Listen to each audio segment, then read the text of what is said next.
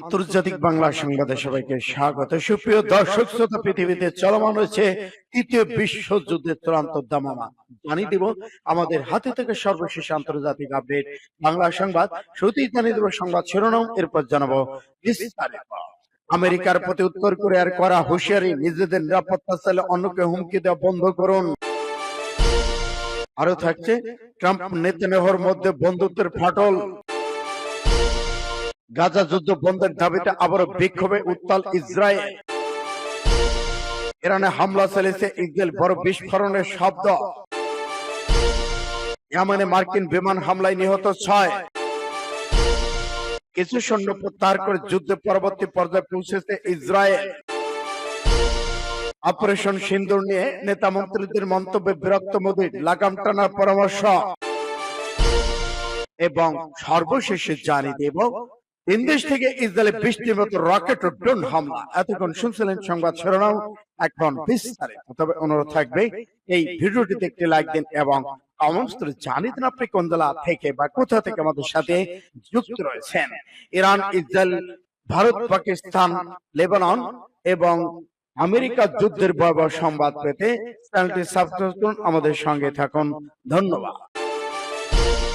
উত্তর কোরিয়ার হুঁশিয়ারি, নিজের নিরাপত্তা চাইলে অন্যকে হুমকি দেওয়া বন্ধ করো। ফাস্ট টুডে উত্তর কোরিয়া মার্কিন যুক্তরাষ্ট্রকে হুঁশিয়ারি দিয়ে বলেছেন, আমেরিকা যদি নিজের ভূখণ্ড নিরাপত্তা নিশ্চিত করতে চায় তাহলে তাদেরকে অবশ্যই অন্যান্য দেশকে সামরিক হুমকি দেওয়া থেকে বন্ধ করতে হবে।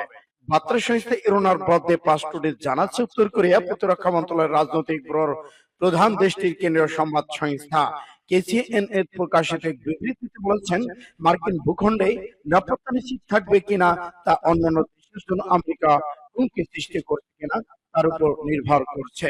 তিনি সামরিক হুমকি এবং আক্রমণাত্মক প্রচেষ্টা পরিত্যাগ করার পরামর্শ দিয়েছেন। বিবৃতিতে আরো বলা হয়েছে, উত্তর কোরিয়া অস্ত্র সামরিক হুমকির কথা বলে বেড়াচ্ছে আমেরিকা, কিন্তু তারাই বৃহত্তর পরিসরে এই ধরনের অস্ত্র। এদিকে সামরিক অস্ত্রের বিষয়ে ওয়াশিংটন দ্বৈতনীতির কথা উল্লেখ করে ওই বিবৃতিতে বলা হয়েছে, সম্প্রতি আমেরিকা একটি আন্তঃমহাদেশীয় ব্যালিস্টিক ক্ষেপণাস্ত্র পরীক্ষা করেছে এবং তারা এই পরীক্ষাকে রক্ষামূলক পদক্ষেপ হিসেবে দাবি করেছে। অন্যদিকে উত্তর কোরিয়া এ ধরনের পদক্ষেপ তারা নিজের জন্য হুমকি হিসেবে বিবেচনা করে থাকে। বিবৃতিতে আরো বলা হয়েছে, উত্তর কোরিয়া যুদ্ধ ঠেকাতে এবং মার্কিন পারমাণবিক অস্ত্র তৈরির ফলে সৃষ্ট অনিরাপত্তা মোকাবেলায় টেকসই কার্যকরী পদক্ষেপ গ্রহণ করেছে। সূত্র ফাস্ট টুডে এসে। ট্রাম্প ও নেতানিয়াহুর বন্ধুত্বের বিশাল ফাটল। মার্কিন প্রেসিডেন্ট ডোনাল্ড ট্রাম্পের তৃতীয় মেয়াদে ইসরায়েলের প্রধানমন্ত্রী বেঞ্জামিন নেতানিয়াহুর সঙ্গে তার দূরত্ব কমেই বাড়ছে। প্রথম দিকে ট্রাম্প ইসরায়েলকে সামরিক সম্পূর্ণ সমর্থন দিয়েছিল, এরপর বাইডেন প্রশাসন নিষেধাজ্ঞা তুলে দিয়ে সর্বাধিক বিধ্বস্ত অস্ত্র সরবরাহ করে যেন নেতানিয়াহুর কাজ। কিন্তু সময় গড়ানোর সঙ্গে সঙ্গে দুই নেতার অবস্থান ভিন্নমুখী হয়ে উঠেছে। গাজা নিয়ে ট্রাম্পের পরিকল্পনা ছিল যুদ্ধবিরতির মাধ্যমে অঞ্চলটি শান্ত করে বিনিয়োগ বান্ধব এলাকা রূপান্তর করা। কিন্তু শুরুতে যুদ্ধবিরতি ইসরায়েলকে রাজি করাতে সক্ষম হন, কিন্তু সেই চুক্তি ভেঙে গড়া আবার হামলা শুরু করেছে নেতানিয়াহু সরকার, যা ট্রাম্পের পরিকল্পনা পুরোপুরি বিপরীতমুখী। ট্রাম্প মনে করেছেন, গাজা স্থিতিশীল বজায় না রাখলে আরব দেশগুলোর সঙ্গে সম্পর্ক, বিনিয়োগের সুযোগ নষ্ট হবে। একই সময় ইয়েমেনে হুতিদের বেন গুরিয়ন বিমানবন্দরে ক্ষেপণাস্ত্র হামলা, ইসরায়েল আমেরিকা পাল্টা হামলার ব্যর্থতা পরিস্থিতি আরো জটিল করে তুলেছে। ট্রাম্প তাই স্পষ্ট করেই গাজার আগ্রাসনের বিরুদ্ধে অবস্থান নিচ্ছেন। এদিকে ইরান ইস্যুতে মতভেদ তীব্র। নেতানিয়াহু চাচ্ছেন এখনই ইরানের পারমাণবিক ও ক্ষেপণাস্ত্র স্থাপনা হামলা চালানো হোক। তার মতে সিরিয়া দুর্বল, হামাস হিজবুল্লাহ নেতা নিহত, এটাই সুযোগ। কিন্তু ট্রাম্প এখনো রাজি হননি। তিনি ইঙ্গিত দিয়েছেন, ভবিষ্যৎ পারমাণবিক চুক্তিতে ইরানকে ইউরেনিয়াম সমৃদ্ধ করার সুযোগ দেওয়ার সিদ্ধান্ত এখনো চূড়ান্ত হয়নি। এই অবস্থায় নেতানিয়াহু কংগ্রেসের প্রভাবশালী ইসরায়েলপন্থী আইন প্রণেতাদের মাধ্যমে ট্রাম্পের উপর চাপ সৃষ্টি করেছেন।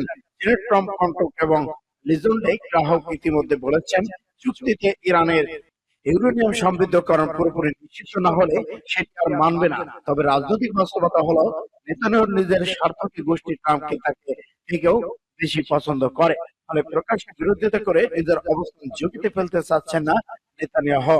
এমনকি ট্রাম্পের সাম্প্রতিক মধ্যপ্রাচ্য সফরে ইসরায়েলকে একেবারে বাদ দেওয়া এই আন্দোলনের এক নিরবতা। সূত্র ইন্ডিয়া টুডে। বন্ধের দাবিতে আবারও বিক্ষোভ। গাজা উপত্যকার চলমান যুদ্ধের অবসান, জিম্মি মুক্তির দাবিতে আবারও বিক্ষোভে উত্তাল ইসরায়েল।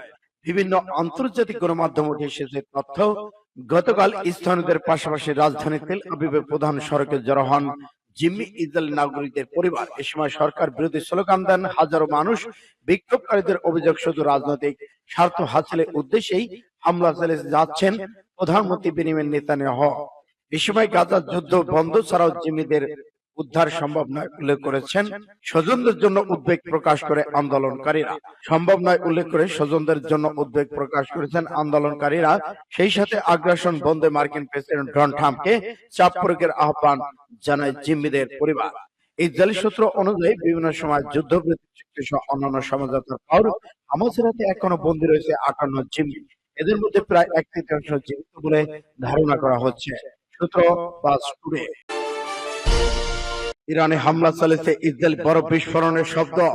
ইসরায়েলের ডিফেন্স ফোর্স আইডিএফ জানিয়েছে তারা ইরানের সামরিক স্থাপনায় সুনির্দিষ্ট হামলা চালিয়েছে। কয়েক মাস ধরে ইরানের ধারাবাহিক হামলার জবাবে এ হামলা চালানো হয়েছে বলে জানিয়েছে তারা। অন্যদিকে হোয়াইট হাউস বলছে আত্মরক্ষার অংশ হিসেবে ইরানে এই হামলা করেছে ইসরায়েল। এয়ার ডিফেন্স ফোর্স একটি বিবৃতিতে জানিয়েছে তেহরান, খুজেস্তান এবং ইলাম প্রদেশে কয়েকটি ঘাঁটিকে লক্ষ্য করা হয়েছে। তারা বলেছে এসব হামলাকে সাফল্যের সঙ্গে মোকাবেলা করা হয়েছে, তবে কিছু জায়গায় সীমিত ক্ষতি হয়েছে। অন্যদিকে আইডিএফ বিবৃতিতে বলেছে ইসরায়েল নিক্ষেপ করা ক্ষেপণাস্ত্র নির্মাণের ব্যবহৃত স্থাপনা তারা হামলা করেছে। ইয়েমেনে মার্কিন বিমান হামলায় নিহত 6। ইয়েমেনের দক্ষিণ অঞ্চলে যুক্তরাষ্ট্রের বিরুদ্ধে বিমান হামলা চালানোর অভিযোগ উঠেছে। এতে আল কায়েদার 5 সদস্য নিহত হয়েছেন। ইয়েমেনের 2টি নিরাপত্তা সূত্র এএপি কে শনিবার এ তথ্য জানিয়েছেন। আরিয়ান প্রদেশে একটি নিরাপত্তা সূত্র জানিয়েছে এই এলাকার বাসিন্দাদের যুক্তরাষ্ট্রের বিমান হামলার কথা নিশ্চিত করেছেন। হামলায় আল কায়েদার 5 সদস্য নিহত হন বলে জানান তারা। সীমান্ত অঞ্চল এডেনে এই ঘটনা ঘটে, এখানে আন্তর্জাতিক স্বীকৃতি সরকার রয়েছে। দ্বিতীয় সূত্রটি জানিয়েছে শুক্রবার বিকেল খাবার আল মারাশাকায় উত্তরে হামলা চালিয়েছে যুক্তরাষ্ট্র। এতে 5 জন নিহত হয়েছে। ওই অঞ্চলটি পাহাড় বেষ্টিত এবং আল কায়েদায় ব্যবহার করা হয়ে থাকে। দ্বিতীয় সূত্রটি জানিয়েছে নিহতদের পরিচয় জানা যায়নি। ধারণা করা হচ্ছে হামলায় আল কায়েদার স্থানীয় এক নেতা নিহত হয়েছেন। ওয়াশিংটন এক সময় আরব উপদ্বীপের আল কায়েদাকে সশস্ত্র নেটওয়ার্কের সবচেয়ে ভয়াবহ শাখা হিসেবে বিবেচনা করত। সূত্র আরব নিউজের। কিছু সৈন্যদের প্রত্যাহার করে যুদ্ধের পরবর্তী পর্যায়ে প্রবেশ করেছে ইসরায়েল। ইসরায়েলে কিছু সৈন্য প্রত্যাহার করে যুদ্ধের পরবর্তী পর্যায়ে শুরু হয়েছে বলে মার্কিন কর্মকর্তারা জানিয়েছে। তারা বলেছে গাজা থেকে তাদের সৈন্য সংখ্যা হ্রাস করতে শুরু করেছে ইসরায়েলের ঘোষণা দেয়া দেশটি ধীরে ধীরে যুদ্ধের নিম্ন তীব্রতার পর্যায়ে স্থানান্তরিত হওয়ার লক্ষণ প্রকাশ করেছে। ইসরায়েলের প্রতিরক্ষা বাহিনী সোমবার জানিয়েছে তারা 2024 সাল জুড়ে দীর্ঘ লড়াইয়ের প্রস্তুতি হিসেবে গাজায় সৈন্যদের সংখ্যা কমাতে শুরু করেছে এবং এরপরে ইসরায়েলের সামরিক বাহিনী গাজা জুড়ে লক্ষ্য করায় 2025 সালে যুক্তরাষ্ট্র ইসরায়েলি কর্মকর্তার উপর আবার সার্জিক্যাল পর্যায়ে লড়াই শুরু করার চাপ সৃষ্টি করছে। মার্কিন ওই কর্মকর্তা বলেছেন গাজার উত্তরাঞ্চলে হামাসের সামরিক সক্ষমতা ধ্বংসে আইডিএফ বাহিনী সফলতার প্রতিফলন এই পদক্ষেপ।